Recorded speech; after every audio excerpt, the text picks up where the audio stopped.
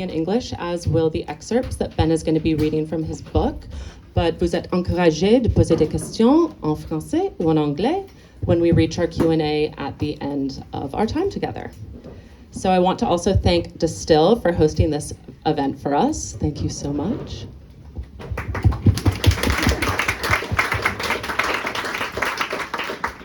And I also want to thank Ben for trusting me with being his interlocutor tonight with his very first book and his very first public event about this project. So I received my copy of The Third Solitude a few weeks ago, knowing that it was going to have some, and by some I mean many, intersecting interests for me, whether it's how we create history, Jewish culture, Montreal, references to Walter Benjamin and Leonard Cohen. But I wasn't entirely sure what to expect, and what I discovered was a work of tenderness and ferocity, and often a wry humor, that lays bare Ben's deep love, curiosity, and concern for the past and the present of the place and people he calls home. And as one reviewer put it on the front of the book, it is a frank love letter to modern Jewish life, and I would add that it is a rare one as well. The book is on sale here tonight. You are very much encouraged to get a copy because the author also happens to be here to sign your book. Actually, unfortunately, they've sold out. But as is to be expected. Well done. But Aude, who runs the shop, has assured me that they will order more. So if you would like to support your local bookstore here at De Stiil and order more books through them, I would highly encourage that rather than going online, although you can do that as well, especially if you don't live here in Montreal. True. You can order from the bookstore online, so even better. And I think there might be some copies scattered at some other local bookstores around Montreal as well. Yes, yeah, they might have them elsewhere. Great. So for the next hour or so that we have together, Ben is going to share some readings from the book and answer some of my questions. I've come with a few in mind, but we're going to try to keep the conversation somewhat free-flowing. And following that, we will open it up to audience questions in case I've missed anything. And then we will invite you to continue partaking of refreshments. I was going to say to buy a book, but you've already all done that. Well done. And now I would like to introduce the focal point of this evening. So Ben is a writer and translator whose work has appeared in the New York Times, the Yale Review, the London Magazine, Poetry, as well as elsewhere. And he lives in Paris, but is back in Montreal by design, as I understand it, to begin an international tour of events to launch The Third Solitude. Congratulations. Thank you. And welcome home. So the book was only launched a couple of days ago, so I'm under the assumption that most of us here tonight have not read it in full. So because we're meeting the book kind of at the end of its journey, maybe we can go back and begin with an introduction to where and how this book began for you. Yeah, sure. So it began actually well before the writing of it began. So as I discuss actually in the second chapter, when I was 18, I was on a trip in Europe, and prior to going on that trip, I decided I wanted to go to Vienna because I'd learned from my grandmother, who's here tonight. Both my grandmothers are here tonight. But I learned from my paternal grandmother, Eva, and from my father that we had what amounted to family, effectively family, living in Vienna.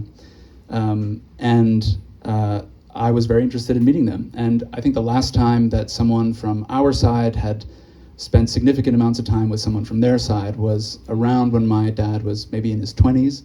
And he met the sister of the woman whom I got in touch with in Vienna to just meet and find out about. And so I emailed her, I got her contact information, and she very kindly invited me to stay. And while I was there, she introduced me to, well, the city, but maybe more significantly, she introduced me to her mother, who is my grandmother's age, or was my grandmother's age. And in the book, she goes by the name Ilsa. I did change some details to preserve people's privacy. And her aunt, whose name was Riza, was a quite significant member of my family who I never met, but many of the people here tonight who I can see knew her very well, were very close to her. She was quite a central component of the family. And she always lived in Vienna, or in Austria, and often in Vienna. And she had left, as part of her bequest to Ilsa, a lot of documents that belonged to my great-grandmother, my grandmother's mother.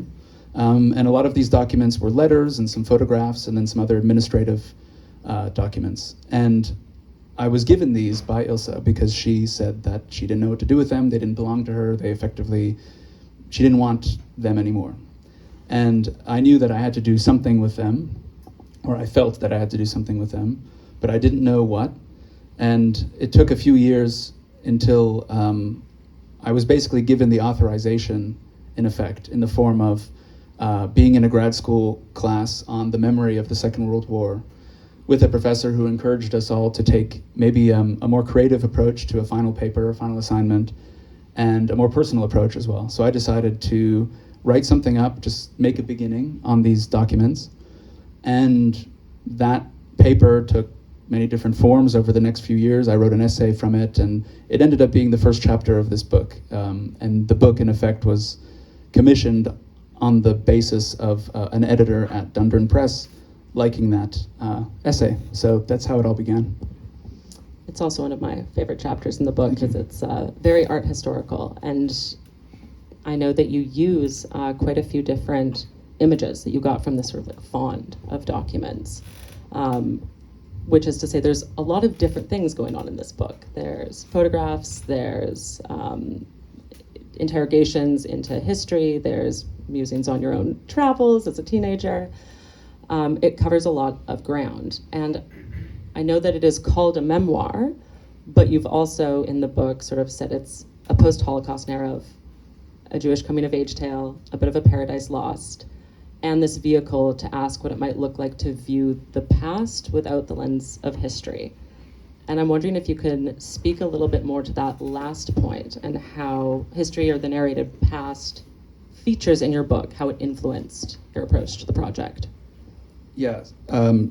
So this obsession with trying to access the past without overlaying categories of history onto it, that is to say, historical narratives we already have and accept and would love to fit additional data that we get from the past into, began in this grad school class because one of the instructors for that course was this excellent art historian named Alexander Nemerov, and I encourage everyone to seek out his work. He's amazing, but he's someone who sort of put me on to this particular idea. And in this book, I'm dealing with not only family history, but also what we more classically think of as history, the histories of nations, the history of empire and colonies. And there are a lot of prepackaged ways of understanding the past that come with those projects. And I was interested in what it might mean to try to hold those things at arm's length just for a moment when pursuing this project. And so I begin in the first chapter with family history because I see it as kind of, it's the most, in a way, low stakes, local kind of history to write. And it also typically has fewer documents than, say, writing the history of a nation or something like that.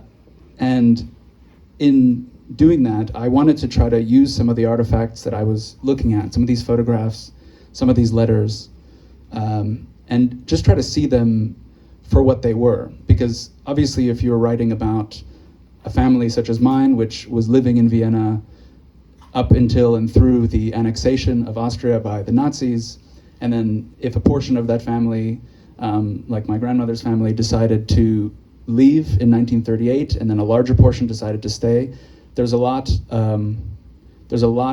historically that gets assumed about the meaning of the images you might be looking at. Say if an image was taken in 1938, it's kind of pregnant with the sense of foreboding of doom that awaits the people who unfortunately were not able to survive, and you might say luck or something like it for the ones who thankfully were able to survive, to make it through. And all of that's important and all of that has its place, but I wanted to try to just pay attention to what's actually in the photograph, understanding that at the moment the shutter clicked, none of that was yet known. None of that had yet happened. And we're accustomed to coming to the images now, knowing what we know. But it's almost like an exercise in forcing myself to be ignorant and look at an image with that ignorance. Yeah. I think as well the specific image, I don't know if you have it marked, Yeah. But as someone who has spent a lot of time studying Jewish migration patterns, especially from Europe, when you see an image like this... It's very small, and this will be very familiar it's to... very small, but it's on page... Members of my family here have seen 16. this image many times. When you have images of people at train stations wearing this era of clothing, it's very hard to kind of divorce it from what you know is about to come. So it was very interesting in reading your book, having you repeatedly saying, try to move away from it. And I could feel myself doing it. You also mentioned how you begin with family history, and sort of the book is cut into 5 acts, 5 chapters with the prologue and epilogue.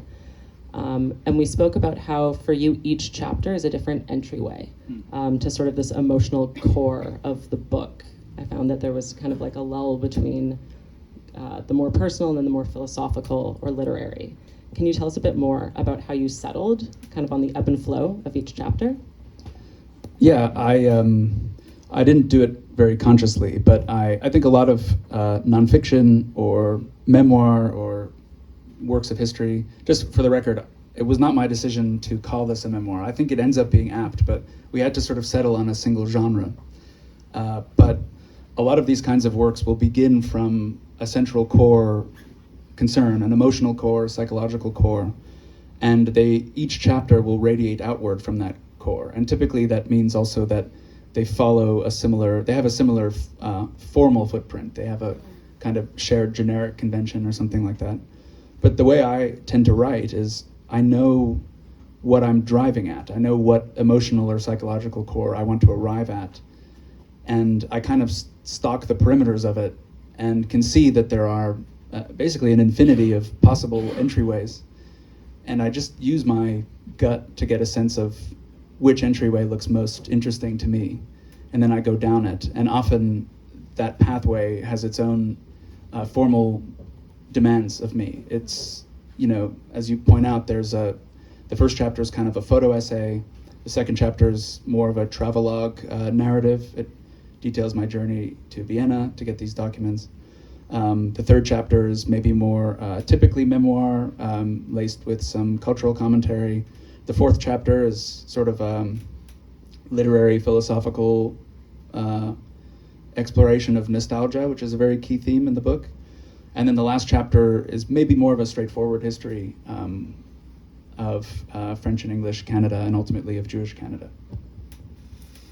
And ends with Leonard Cohen, which I think is... That's true. Ends with Leonard Cohen. Perfect yeah. for a book. He's like around the corner somewhere. He is around the corner. On the wall, yeah. I think this might be a good moment to embark upon the first reading, to kind of see that first, stalking the perimeter, as you said.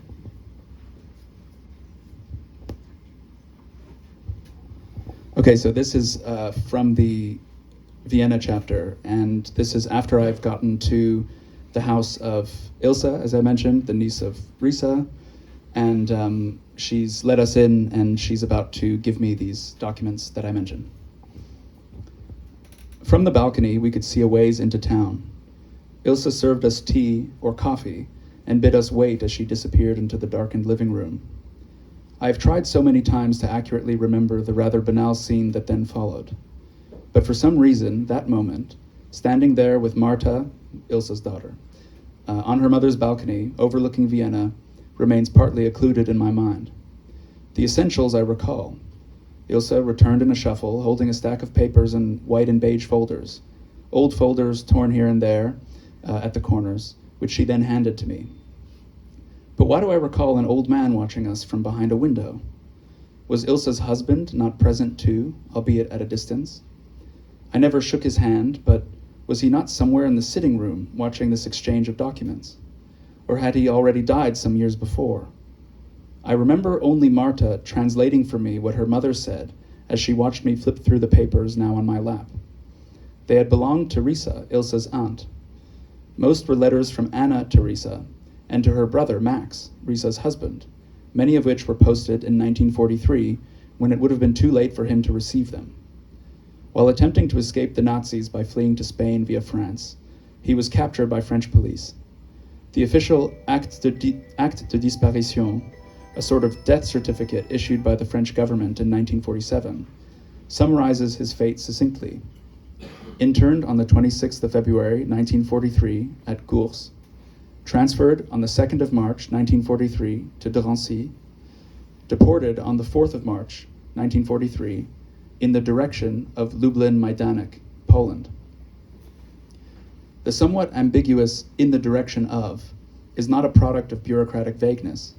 It represents an actual uncertainty, as far as official documentation goes, as to where and when Max died. Had he arrived at Majdanek, he would have had, at best, about a 25% chance of leaving the camp alive. His name would have been recorded among the arrivals in the meticulous train records kept by the Nazi camp administrators.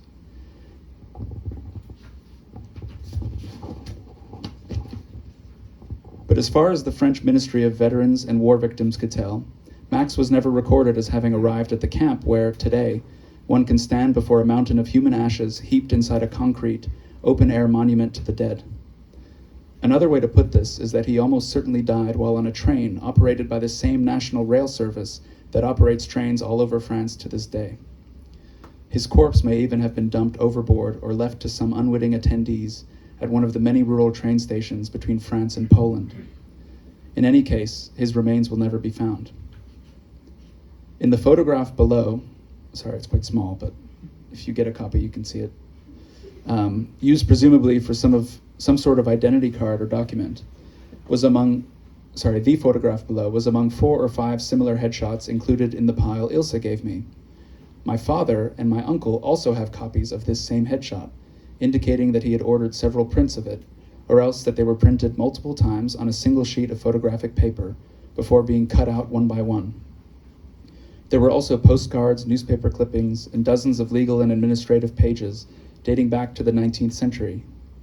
Most bore text or lettering in German, though many others were in Polish, Russian, French, and other languages I couldn't identify. It was known in my family that Riza had been a hoarder, and it was evident that the stack I now held in my hands had been collated not by Ilse herself, but by her aunt, and was only left to the former for safekeeping or as part of the legacy in Riza's will. I sifted carefully, using the opportunity of being with 2 Germanophones to identify the nature of as many of the items now in my possession as possible. Though it was clear to me from the start that these documents were now mine, or more accurately, my family's, for some reason I protested that I couldn't accept such a significant gift. In fact, I had known beforehand that something like this would happen. Marta had told me the night before that her mother wanted to give me something. This accounted for my nervousness in the car on the way over, and presently accounted for my illogical unwillingness to accept the offering. It was as if I were being given a responsibility I did not want, because I did not know what to do with it. Was I supposed to have everything translated? Or maybe I was meant to scan and preserve it for all posterity. Ilse suggested that I donate some of the more interesting papers to the Jewish Museum of Vienna. Riza already did this once, she told me, but she had always said that she probably missed something. I considered that document hoarders, being squirrely with information but lacking the assiduousness of record keepers, always knew that they had without necessarily knowing what they had. I could well imagine Riza's erstwhile certainty that she had probably missed something, even as she could not have pinpointed what that something was. Every family has its amateur historians and genealogists.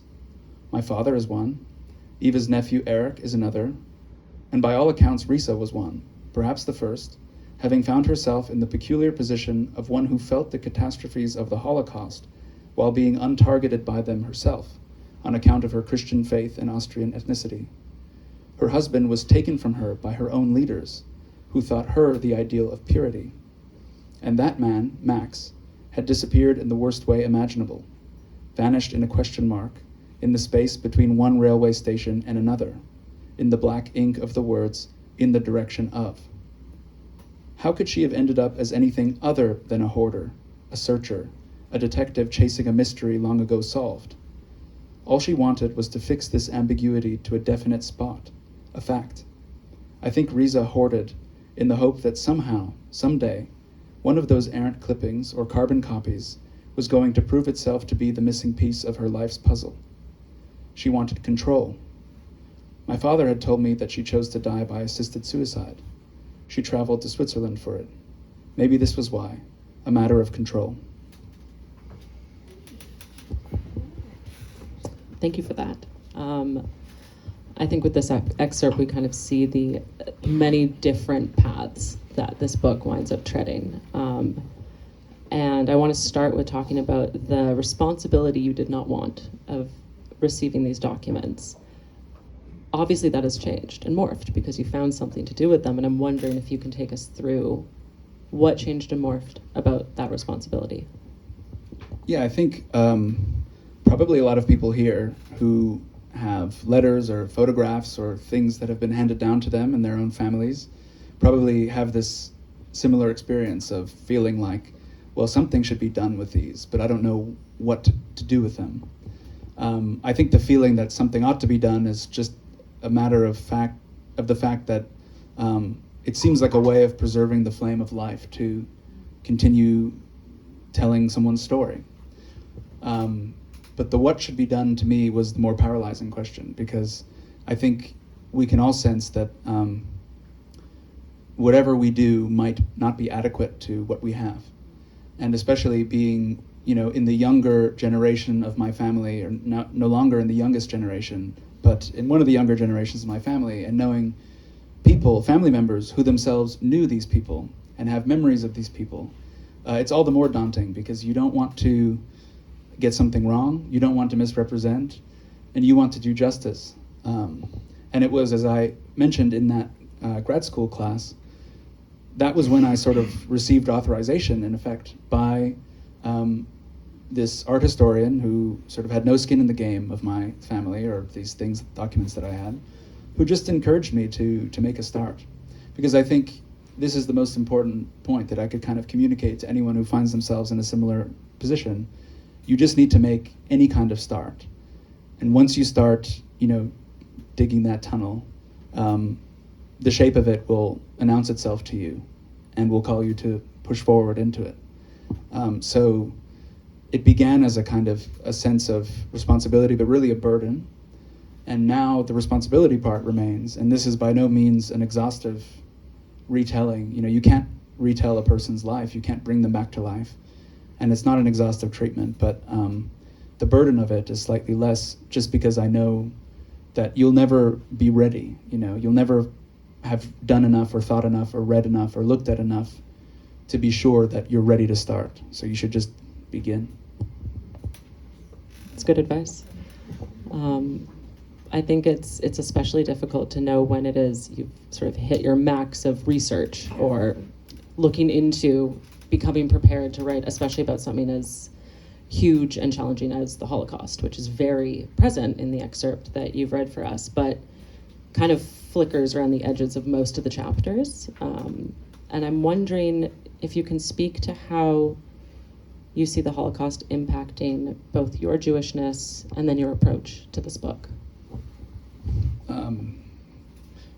The Holocaust is it's such a monumental historical idea, such a monumental category of history, let's say. And it's important that it is monumental because part of what enables us to convince people year after year, generation after generation, never again, is that we insist on its monumentality. I mean, it's probably the worst thing to happen not only to Jewish people, but possibly to a single group of people ever in recorded history, certainly at the hands of another people. And it's important for that reason. But it's also necessary to realize that historical categories are a way of ordering and organizing the chaos that is what this one German historian, Reinhard Koselleck, calls the space of experience. That's how he defines the past. It's this kind of undifferentiated space where things have happened, objects, artifacts have been littered, and it is a chaos. And the very act of writing history is an act of ordering. It's giving form to the chaos. But in order to give form, you have to draw boundaries. You have to create categories. The categories admit certain things, but they leave other things out. And sometimes the categories are so large that they can occlude the internal differentiation that might otherwise be visible.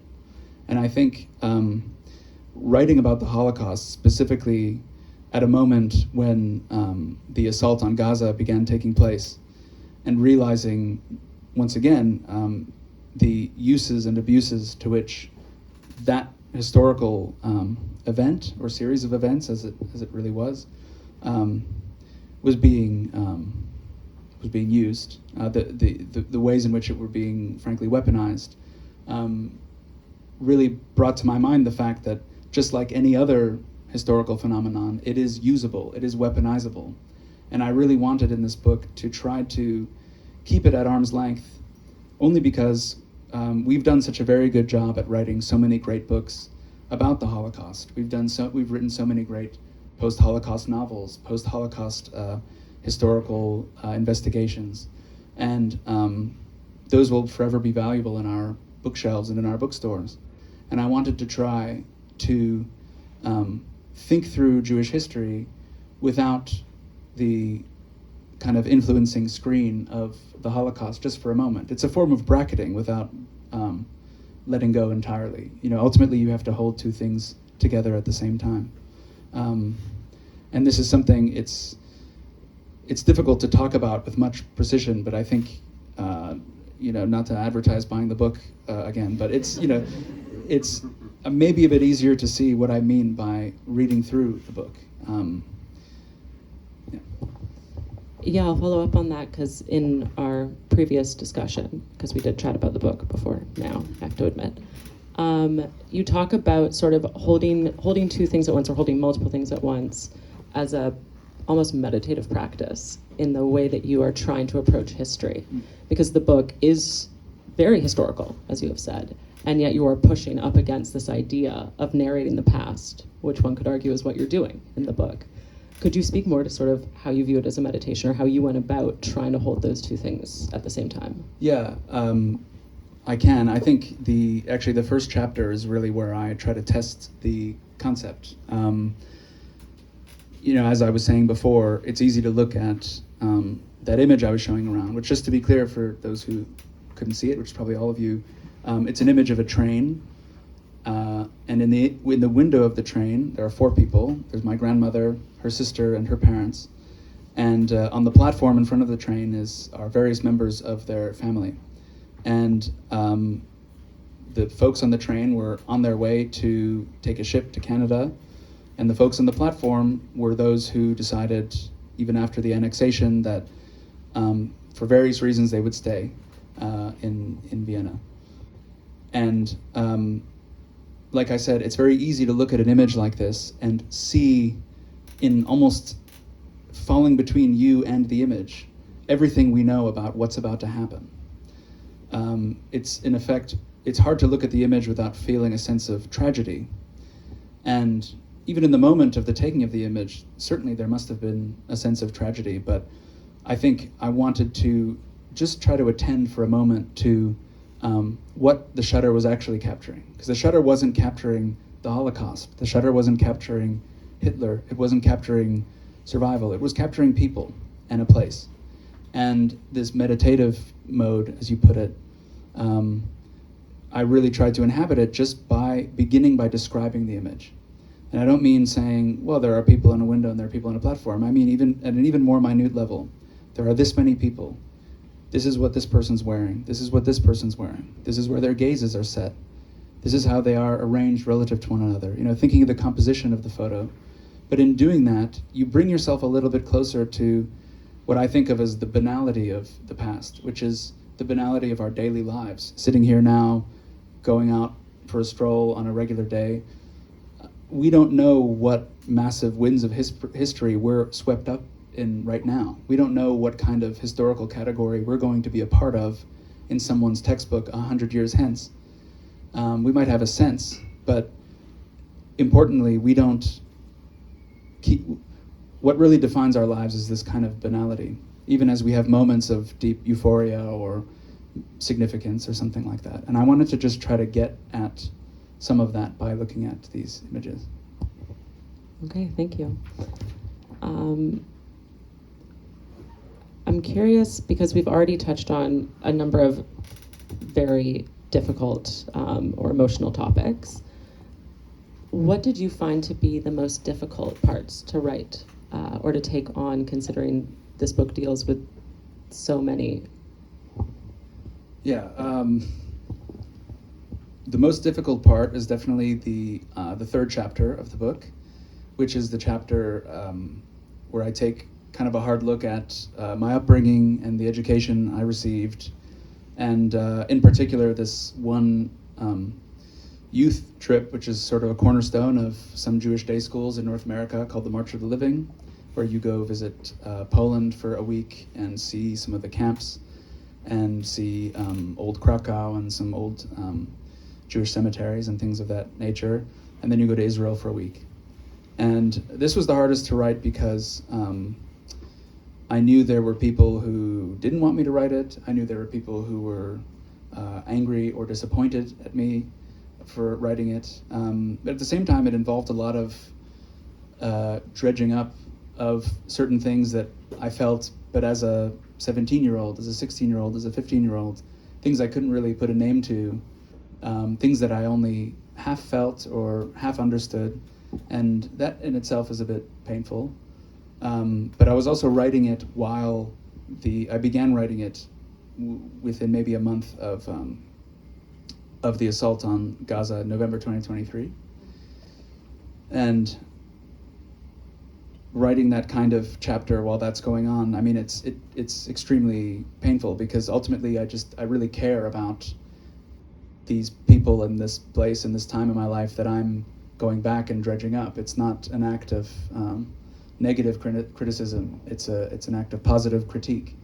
And knowing how much I cared, it was all the more painful to feel effectively at odds with some of the people who I had to conjure up again in this chapter. Okay, I'd like to come back to this kind of friction between critique and care, but I think this might be a good moment for you to share the second excerpt with everybody. Yes.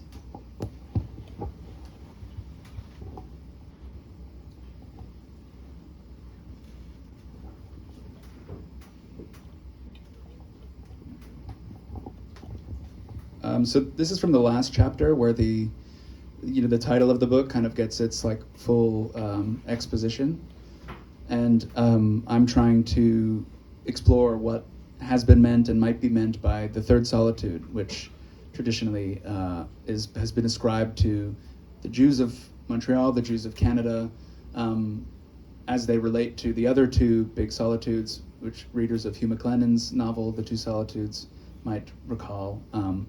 Franco-Catholic Canada on the one hand and Anglo-Protestant Canada on the other.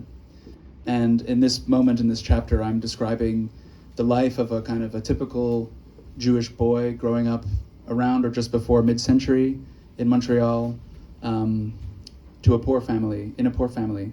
And so it begins with the description of his life, and this is sort of maybe midway through that description. The boy was smart and did well at school. Eventually, he became one of 4 Jewish students admitted to his year at McGill Medical School. The university's Jewish quota would remain in place until the late 1960s, when the boy would already be a man with 3 children. He earned his degree and specialized in neurology, beginning his career-long practice at the Jewish General Hospital, which had been established, back when the boy was just a toddler, as a place of work for Jewish doctors, because the city's Catholic doctors did not want to work with them, a fact made plain to all throughout the so-called Days of Shame in 1934,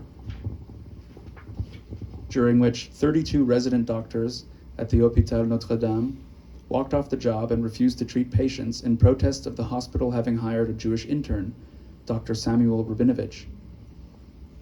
In retrospect, after making it, the boy would come to see himself as a member of a model minority, having achieved the kind of upward class mobility enjoyed by a startling number of his generation's Jews. With his wife, Eva, he bought a semi-detached house in the town of Mount Royal, a bourgeois middle-class suburb of the city, the Jewish population of which had grown just large enough to merit the building of a small synagogue, Beth El, designed by the uncle of his future daughter-in-law. Returning now and then to the plateau, perhaps to eat at Schwartz's or to have his children's school uniforms tailored, or to resole his wife's shoes, or to buy 2 pounds of fish, he noted with increasing clarity that he was also a lapsed member of a dying breed, the working-class Montreal Jew. Just like when he was a boy, the city's Anglo-Protestants and Franco-Catholics descended upon the Main for high-quality goods and services at a low price, before returning to their mansions on the hill or their modest homes farther east. But now, with each visit, he could see the neighborhood change. The cold water flats became hot water flats. The Jews became Greeks, who became Portuguese, who became Vietnamese. The boy was no longer a boy, and his community was no longer that community. The boy died an old man in 2017, 2 years after the oldest family-run business on Saint Laurent, Burson's, a Jewish gravestone manufacturer, closed down, a fact about which the old man was blissfully ignorant, owing to advanced dementia. After 93 years, Burson's were unavailable to make the headstone of a boy who had grown up 2 blocks away. The life of the boy, Israel Libman, my paternal grandfather, indexes a salient feature of the Third Solitude. It belongs to transience and is no one's for long. It is like a hallway lined with windows, and out of those windows you can see a North American city like any other, and you can see one dominant culture warring with another for political supremacy, and the two cultures look back at you, at times in bewilderment, at others for support, and for a moment you feel yourself on the outside. You are not a part of it, not really, even if you might want to be. You look to your left and your right, and you see comrades, and you say, this is a community. We, the aliens, are a community. But all the while, you are moving along the hallway. It is hard work, but you do it. You are poor, but you do it. At the end of that hallway is a door, beyond which there are no more windows. There is just the world.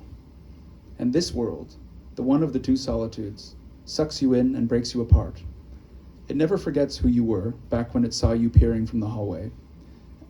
And you never forget that once you had comrades at your shoulders. But you're in the world now, and there are others now in the hallway who look out at you and witness you in pitched battle and ask, why does he speak English and not French and not his own language either?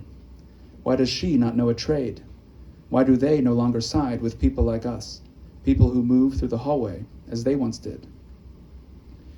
The reality of the Jewish Third Solitude is merely the memory of the Jewish Third Solitude. It is not us today, but another.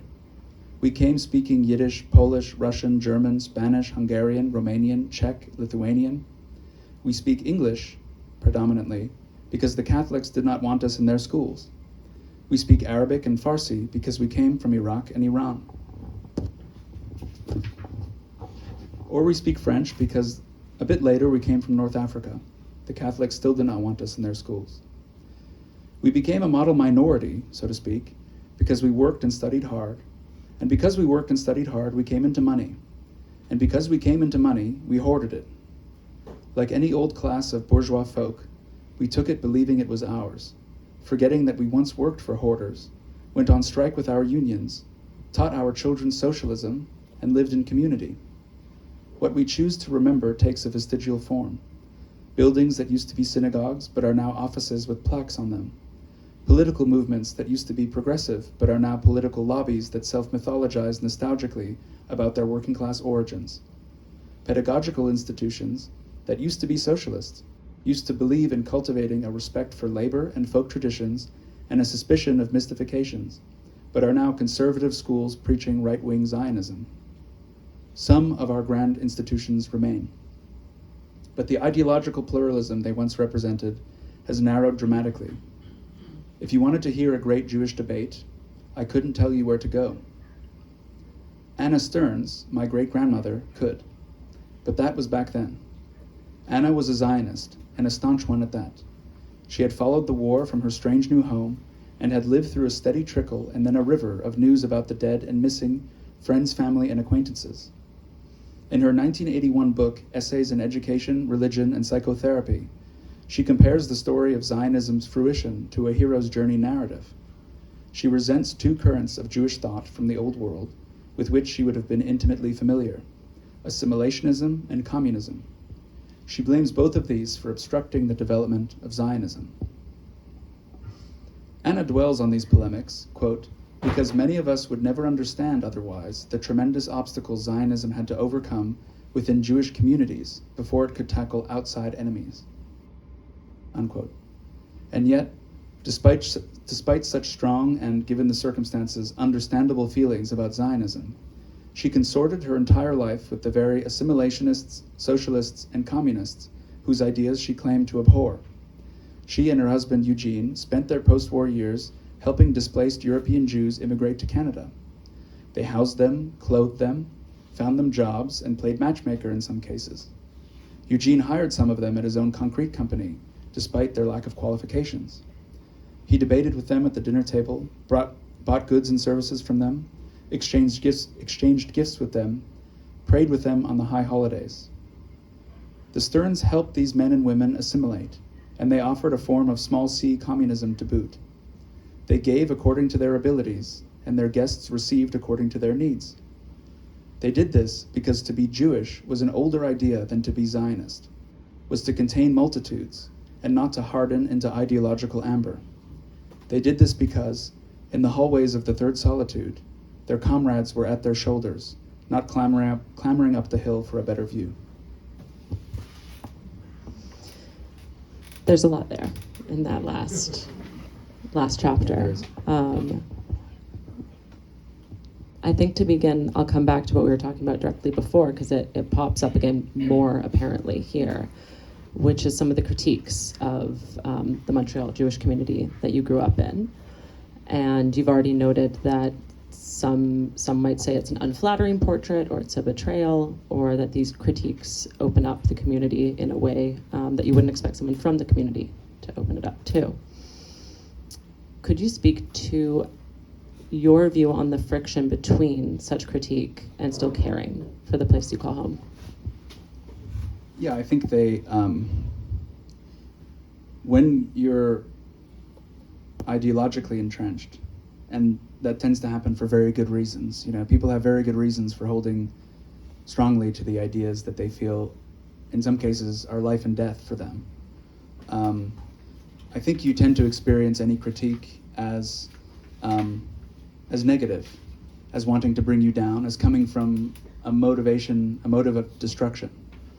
But I would not dwell on this community that nurtured me and that educated me and that I came from if I did not care deeply about it. And if I did not personally feel that it were freezing itself from imagining alternative futures for itself, ones that I think it would do well to entertain and to try to think through again in the way that prior to the establishment of the State of Israel, Jewish communities, not just in Europe, but around the world, were capable of, indeed, it was natural to them to consider a multitude of futures that quickly became circumscribed into the one future of the ingathering into Palestine that we today teach as the kind of end goal for us. And so I just wanted to go back and try to understand what made me feel the way that I do now about these issues and about this community. And also, what do I feel went into making the community the way that it is today, even though, like any community, internally it's very differentiated, it's very heterogeneous. And this I did all of from a place of love and a place of care, even as, yes, some have definitely expressed to me that they feel it is a form of betrayal or something like it. In our conversation as well, you know, there's a lot of respect and inspiration that you seem to draw from Anna's Jewish values, despite the fact that you maybe don't agree with all of the opinions that she held. I'm curious if you can speak to how your own Jewish values influenced this project, and as well in relation to this dialectic between critique, care. So I grew up in a relatively secular Reform Jewish household. We were high holidays synagogue Jews. And so I can't claim to have much attachment to the forms of Judaism that spend more time thinking about the religious texts and the law of religious Judaism and how it should play out in one's life. But I think all of the Jews in the room here can understand that Jewishness and Judaism, because of its persistence wherever it has been located around the globe, has also developed the traits of a culture, not merely a religion. Although most religions have a culture, there is a kind of a deep culture, and in many cases a very old, and a lot of cases very localized Jewish cultures. And I think there are a lot of what we could call shared values. Certainly at the school that I went to, which was more or less a secular Jewish school that had been founded as a socialist Jewish institution, which we could talk more about. And it's just down the street. Just down the street, yeah, it was. The certain values like tikkun olam, the imperative to heal the world, or to put it in more cliched terms, maybe leave the universe or the world a bit better off than you found it. And certainly, I think, importantly in my life, being the annoying child I've always been to my parents, the imperative to always question what you're told, and to not to accept authority for authority's sake. I think this is an extremely Jewish cultural value that, of course, has its roots in the in Jewish religious practice. We all know about the commentary upon the commentary upon the commentary upon the text in midrashic tradition. So even if I'm not steeped in that tradition myself, so I would say maybe to pick two. This kind of feeling that one is responsible for leaving the world a bit better off than one found it, and then also one has a duty to question everything that one receives, even in a Jewish pedagogical institution that is trying to teach you a certain way of being Jewish. So those are two aspects of my Jewishness, to put it that way, that I feel I really had to embrace and engage with in writing this book. I'm glad you're so open to questions, because that's That's what's coming. That's what's coming. I'm curious as well, because you say ideological amber, or you've sort of said this like freezing. How do you see either your work through the book, or in general, how would you approach trying to thaw? What would that look like? Yeah, so actually, I was here at this bookstore yesterday evening. Aude and Michelle put on a great event for another Canadian writer, an amazing novelist. And in her novel, which I haven't read, she was describing that one of her characters was Hannah Arendt. And Arendt, in her lectures on Kant, which she wrote pretty late in her life, in the 70s, she talks a lot about Socrates, and she talks a lot about how his method was to thaw the ice that other people's ideas had been kind of sitting in. He felt that most people, because this is the only reasonable way to live without walking around like a philosopher, constantly questioning everything, you have to figure out what you believe, and then at some point you freeze it, and it becomes ready-made for you, so that if someone asks you, you can pull it out of the freezer and show them, but you don't have to re-argue it from square one. That said, I think there are some things, especially as we get older, when we have a lot of ideas sort of in our store, and we may feel less inclined, as we do when we're students, when we're young, when we're in college, when we're in high school, to learn things from the beginning. It's very important to consider some of the opinions and the ideas and the ideologies, more capaciously taken, that govern your life, that may be in need of rethinking. So that's how I think of thawing. I think of it as picking out something that is a ready-made idea for you, and going back to the beginning with it, and doing the hard work of reading the history behind it, if there is a history to be read, understanding why you received it, how you received it, or why you came to it and how you came to it. Trying to figure out if from first principles now, at whatever age you are, you still arrive at that place once you sort of argue your way through your priorities and your visions of your ethics and so on and so forth. And if you don't, then maybe being willing to change the opinion that you long held, to alter it, or maybe to upend it entirely. And this is the procedure that I not only advocate and try to practice, although I mostly fail in my life, but what I try to do in the book as well. I mean, you're speaking of inheriting these ideologies, and I think it's, we've been kind of circling around it, but in the book you level criticism towards the Zionist views that you feel were held by the school that you grew up in, and by many in the community. And I would like to ask you about whether you feel this critique sort of pushes up against or discounts Jewish safety or the Jewish right to self-determination. It's such a good question. I mean, it's probably one of the most important questions that one would be asked when one is pushing back against something as important to the Jewish community, not just in Israel, but in the diaspora as Zionism. You said Jewish safety, what was the other one? Right to The self-determination. right to self-determination. So, okay, I have a few tracks I can go down. I think I have, maybe this isn't the space for it, we can leave it for later, but I have a polemic against the notion of the right to self-determination. I think people appeal to it as something that appears in the UN Charter, but they often neglect to appeal to something else that appears in that charter, which is states' rights to territorial integrity. And often, actually, these two things tend to come into conflict. But I think there is a double standard at play typically when Zionists talk about self-determination, because there is an entire community whose right to self-determination they explicitly tend not to respect. And that is, of course, the Palestinians.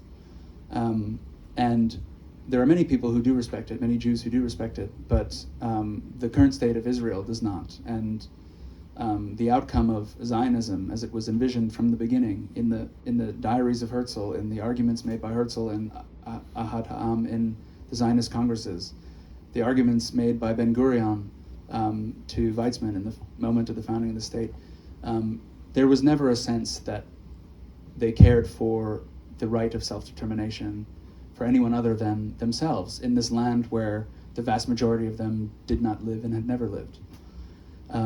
But on the topic of Jewish safety, I mean, it's such a vexed problem, but I truly believe that at this moment in time, unfortunately, it's a very difficult fact to come to terms with, but Israel is one of the least safe places in the world to be for a Jewish person. And I think the safety of Jewish people is something that can be secured over time with political representation of one's own community in the countries of in the countries of the diaspora. And this is the kind of thing that the Bundists in the interwar period and even prior to that, at the moment of the founding of political Zionism, what they had been arguing in Europe as well, right? Doikheit, this idea of here-ness. We've lived on this land in Poland or Lithuania or Russia or wherever it was, whatever Bundist cell you were a part of. We've lived on this land for 1,000+ years. We raise this grain. We send our sons to war for these states or these empires or these countries. This is where our traditions have been developed. This is where our manner of dress has been developed. This is where we commune with one another. We have a right to this land just as much as anyone else around us. And it is not only our right, but in fact our duty to assert our equality as citizens, our equal sovereignty as people participating in the politics of this land. And I think about the places where I imagine, where I feel it is safest in the world right now to be a Jew. And I think of New York, for example. Hell, I think of Montreal. I know that me personally, I experienced quite a bit of anti-Semitism growing up here, of the order of, comments about my nose or things like... Which have made it into the book as well. Yes, they've made it into the book. But I will say that it's not a fluke that Canada is such a safe place to be Jewish. It's because of people like my parents, my grandparents, my great-grandparents who moved here, the Jews who have been here generation after generation, who have fought for their right to be here, who have pushed their government to pursue policies that are in the interest of their safety, of their self-preservation as minorities. And I believe that this kind of pluralistic society, where we're surrounded by other people who are minoritized, is the kind of place where we can achieve true democratic, again, pluralistic solidarity and safety. The argument that we need to all buckle down in a single place with our weapons is much the same argument that Second Amendment fanatics make in the United States. It's the idea that I don't know who's going to attack me. I better own a gun or 2 or 3 or 10. And we know that at a social level, this makes for a much more volatile, a much less safe condition for life. So I would like us to try to imagine. I'm not trying to undo anything. I don't think history can be undone. But I would like us to try to imagine that there are other ways of being, other aspirations we can have beyond the ingathering of the people into the land of Palestine and the subordination of what gets called the years of exile, the 18 centuries outside of Israel, as a kind of a second order of existence. It's a very good answer, and you know your stuff. I have not heard anyone reference a hot hum since I was in undergrad. We've gone deep into more of the difficult topics, but I want to make sure that we have enough time for questions from the audience. So I'm going to end on my questions. I'm going to end on a slightly more hopeful note, which is that you've talked a lot about Montreal as this place that you look back to, not living here anymore. And there is this history in Montreal for the Jews of being an opportunity. Like Tuamulka is what the mountain was called, the Royal Mountain, and it was this place of dreams where anything was possible. And for people like your great-grandparents, like Anna and Israel, like that version of Montreal might not exist anymore, but you spoke about dreaming of these new futures. And I'm wondering, what is your dream for Montreal? Well, okay, to take the idealistic dream, which I'm sure a lot of people in this room would fight me on, is I would dream that we let go of Zionism as the governing ideology for our sense of futurity, and we push our governments to also not support Zionism being the governing ideology of the state that currently controls the territory in Israel. My more pragmatic dream is just that we can do a bit more of this. I think that having, if you're a writer, write books. If you're someone who is active in your synagogue, try to invite people who have not just slightly differing opinions, but very differing opinions. Let's open the doors a bit. Let's make conversations around being anti-Zionist not devolve into accusations of being a token Jew, which I've been called. We should be talking about this seriously, because we should be talking about everything that we believe seriously. We should be questioning everything that we think is most important to us. And I would just love it if we could do a bit more of this, a bit more gathering in community, getting the ideas out, and maybe just that as a start. Nothing too ambitious. I think it could be good. Well, on that note, we're going to open up the floor for questions from the audience. I'll just make 2 notes before we do. We're obviously talking about some topics that can incite a lot of emotions. So I'm just going to ask that everyone speak in good faith, to be respectful, to not interrupt, and hopefully we can have a good discussion. It wouldn't be a Jewish book launch if there wasn't maybe a little bit of debate, so that's okay too. Can I actually, before we do that, I just want to say some thank yous before I forget to do that. Absolutely, yeah. I want to thank you, Alyssa, for moderating this event and being such a careful reader. I really appreciate it.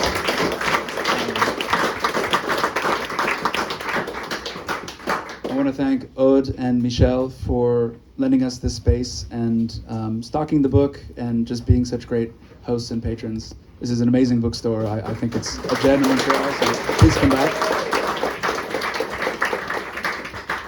I want to thank my parents, Susan and Michael, for raising me. I mean, I wouldn't. This book wouldn't have happened if they didn't raise me. So thank you, for better or worse. I want to thank my brother Max, who came all the way from Toronto to be here, and also my brother Eli, who wanted to come from New York, but he has a newborn that he's tending to. And to thank my 2 grandmothers, Joan and Eva, who are the dedicatees of this book. None of this would have been remotely imaginable without you being the bedrocks of our family and supporting us. And I really appreciate you being there for me my whole life, but you coming here tonight as well.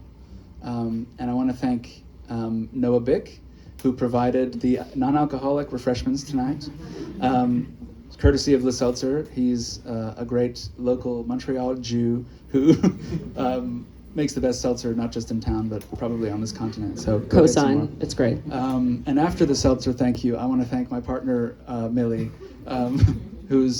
she's my rock. She's been there through the entire writing process. She's my first editor. She's looked very carefully at every sentence in this book, and I couldn't have done it without you. So thank you. Thank you all for showing up. All right, I'm going to open up the floor to questions.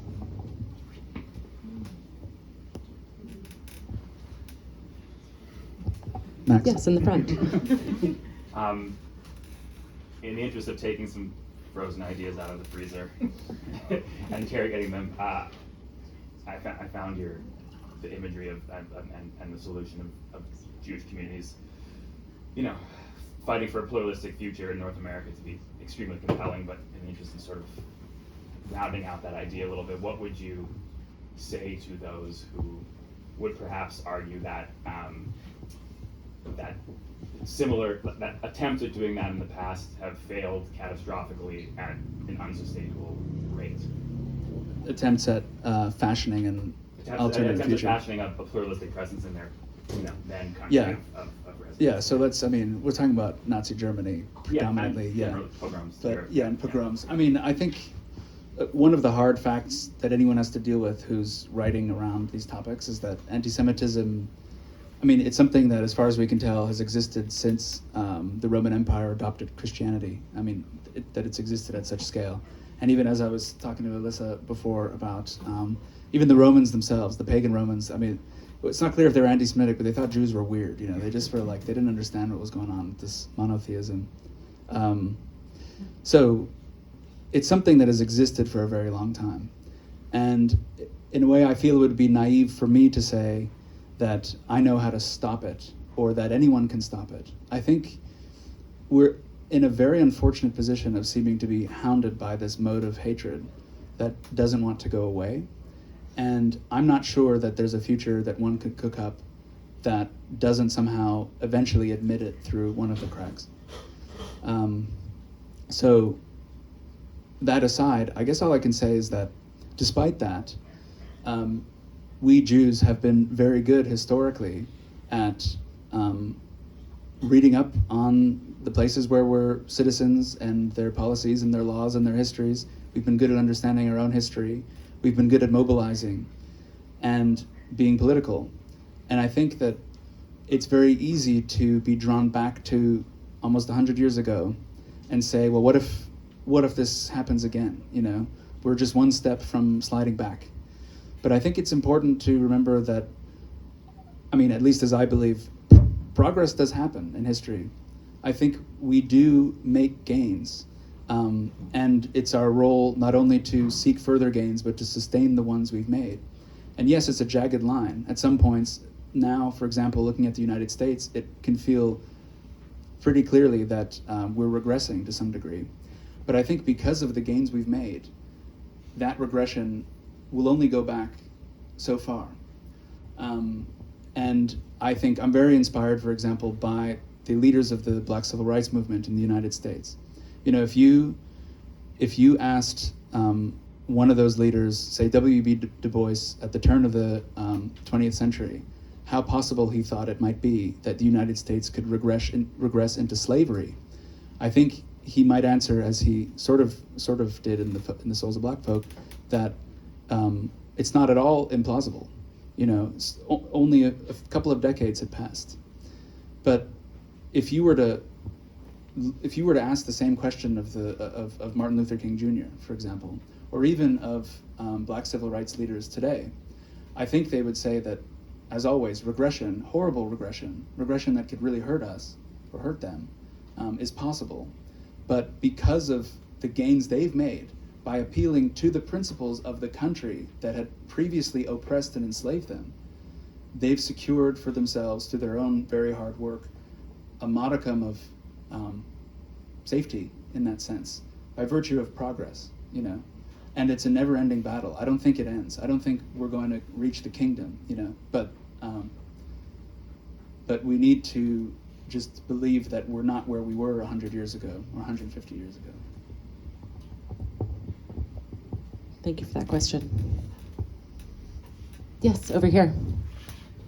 Thank you so much, both of you. It's such a pleasure, Ben, to hear you read about these scenes in Vienna, and also that other scene you read in those early years in Montreal. My first question is really, when can we get our hands on an audiobook read by the author? but my real question is, what was it like to write this portrait of a family leaving Europe and of this moment of settling in Montreal, having returned to Europe and writing so much of this not here? Yeah, it's such a good question, and I think I was working through those feelings while writing, and I didn't quite know them myself. Actually, while writing the Vienna chapter, Millie and I went around my birthday 2 birthdays ago to Vienna, and this was the intention wasn't to go back and meet the same people, but we did end up going around to a lot of the same places, and I was trying to see if I could feel that feeling again from my first visit. But I was also, as I kind of describe in this book, I was trying to see if I could somehow feel like this past, this family past, sneak up on me and like invade me while I was there. And I went to, we have these 2 addresses of where my grandmother lived when she was 2 or 3 years old. It's just one of the addresses was her home, but I guess it's not clear which. I'm pretty sure it was one, but there are 2 that are floating around. So we went to both of them. And this experience that I describe in the book of the banality of the past is really something that hit me. It's most of what we do when we visit historical sites, when we revisit the past through history, is, in a sense, we try to revive it and make it co-present with us. But that's always a fictive exercise. It's always in vain, because the past ceased the moment that it happened, and it can't be retrieved in that way. And I think this is what I primarily felt being in Europe, trying to see if I could sort of get back in touch with that past. And I will say, like, living in Paris now, this is kind of a cliche at this point, but self-exiled writers, I'm not an exile from anything serious, but writers who have chosen to leave their homelands, their home cities, have tended to see those places a bit more clearly for being outside of them. And I really have benefited from that. And I think I really absorbed and felt Montreal for the 18 years that I grew up here, and then for the couple of years that I came back and lived here as an adult. But I did need to go away in order to sort of see all that I felt play out, as if in a model or something like that. Further questions?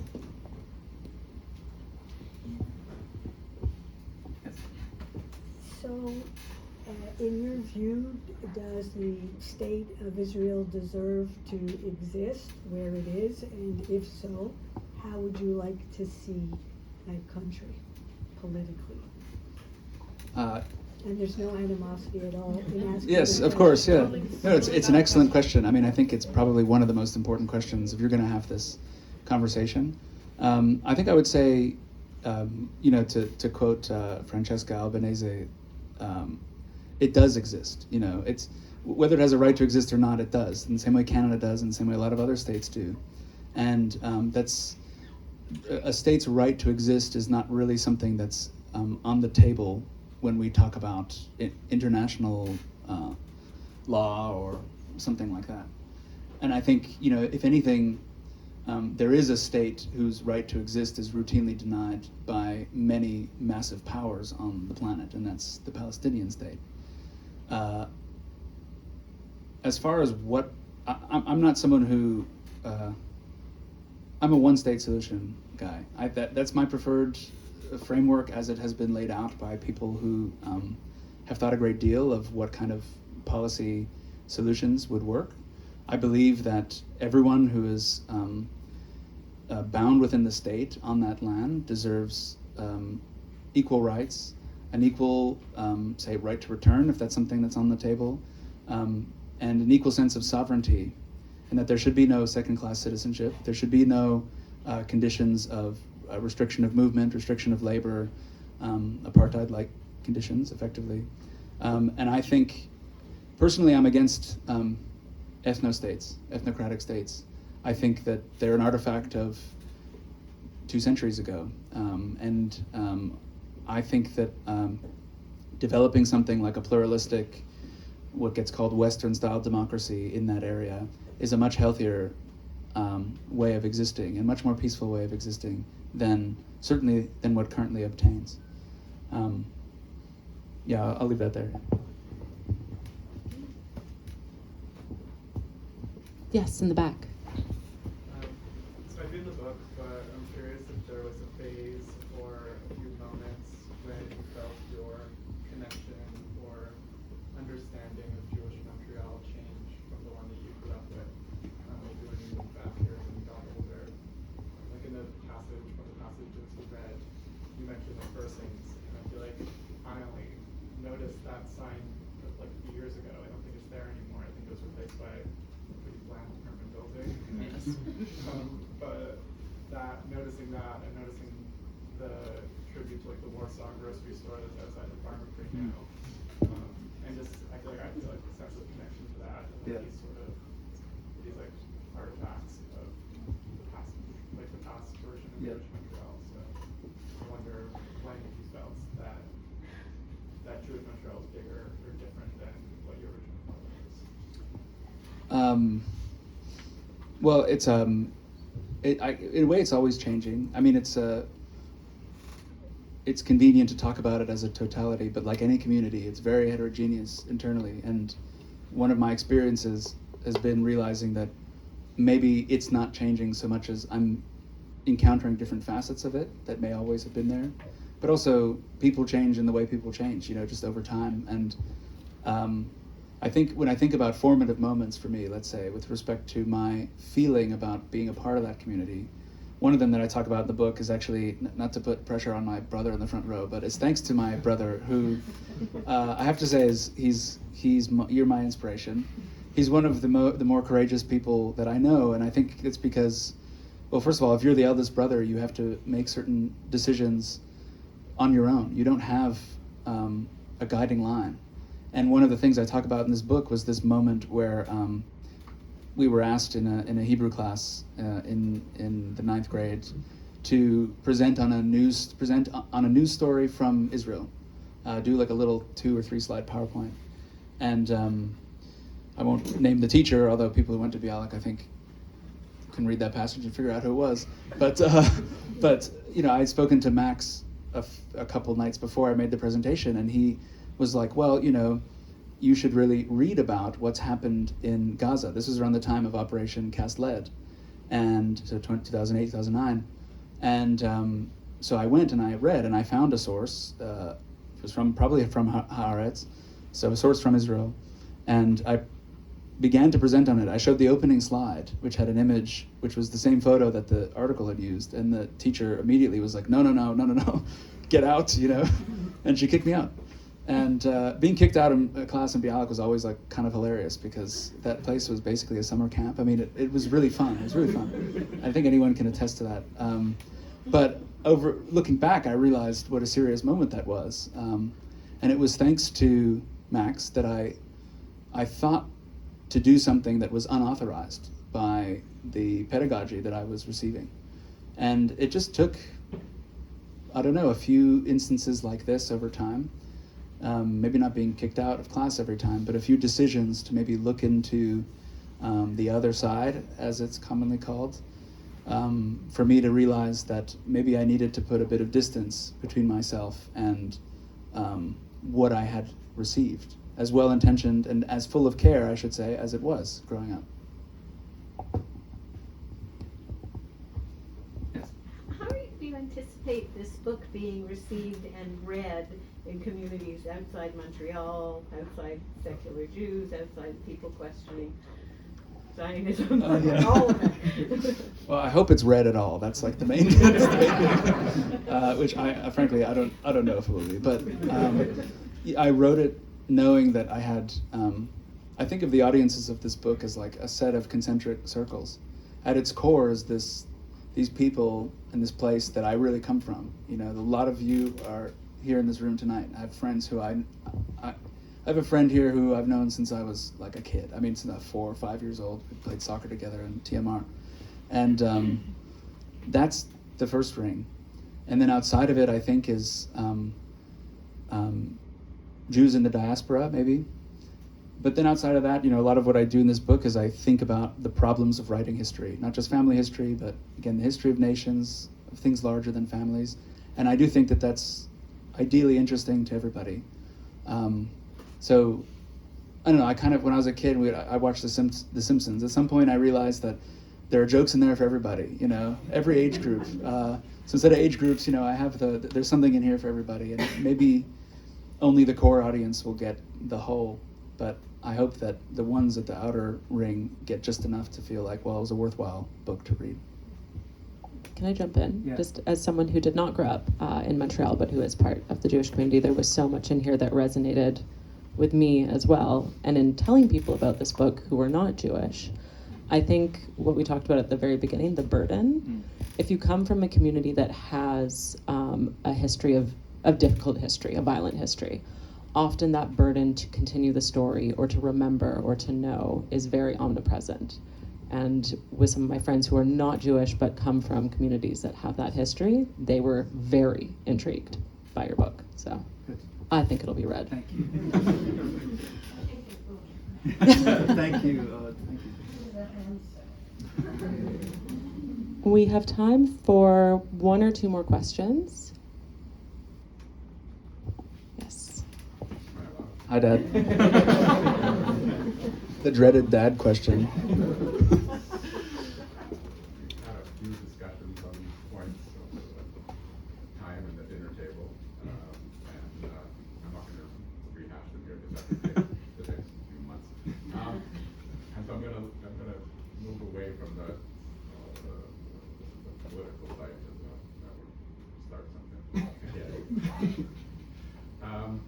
I wanted to have, you wrote the chapter about nostalgia, and you didn't talk that much about it, and I don't want you to go explain the whole chapter, but my first thought when you wrote that was a child about nostalgia, and I thought maybe I'm 30 years old, for the record. I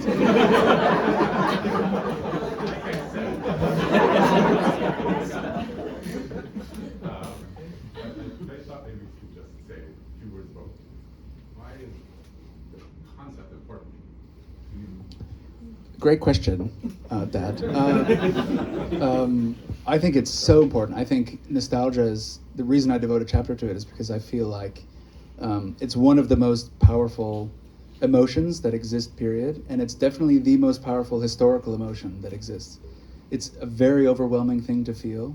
And I think for most of us, the association is kind of pleasant or sweet. I mean, it's traditionally the bittersweet emotion, but when we think of our childhood or the good old days, the times when things were less complicated, things were less divisive, and there wasn't all this technology or whatever, it can feel innocent enough. But the interesting thing about nostalgia, and it's been written about so much since the time of, as I write in that essay, since the time of Old English verse, is that you can be nostalgic. And in fact, I think you'll find you're often nostalgic for times and places that aren't really real.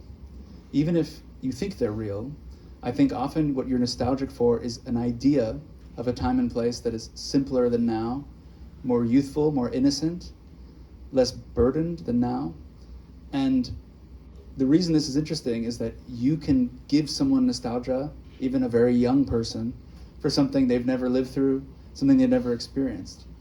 And why I write about it in the book is that nationalist movements tend to use and weaponize nostalgia as a means of gathering disparate peoples into a shared sense of collective memory. Make America great again. Who can really say when exactly it was great, or what was really great about it, or where it was great? The idea that there's a kind of hazy greatness that has been destroyed by insert thing you militate against, and that we need to recover, we need to dig up from the earth and reinstate. And this is the bread and butter of populist and nationalist movements, and you see it everywhere you look once you know to look for it. And so it's a big reason why I wanted to write about it, because I wanted to understand how it worked, and I wanted to sort of turn that questioning side of the project, this sort of eternal skepticism, to this emotion. Because I think we might all benefit from when we're feeling swept up by a nostalgic impulse, just taking a beat and trying to think about what is it we are asking ourselves or yearning for ourselves to return to? And what is the value of that thing? You know, is it really valuable to us? Or does it harbor a value that actually comes from someone or from somewhere else that we're being asked to adopt? And so this is why I write about it. Thank you for that question.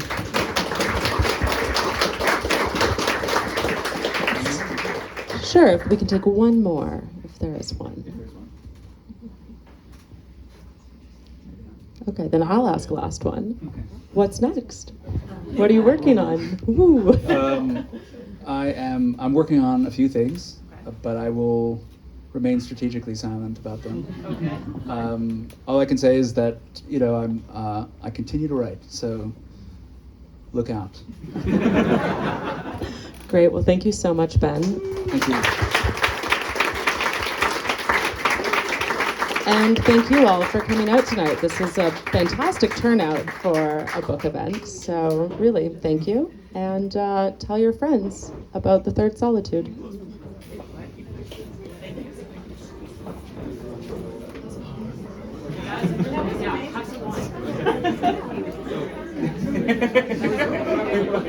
might, yeah.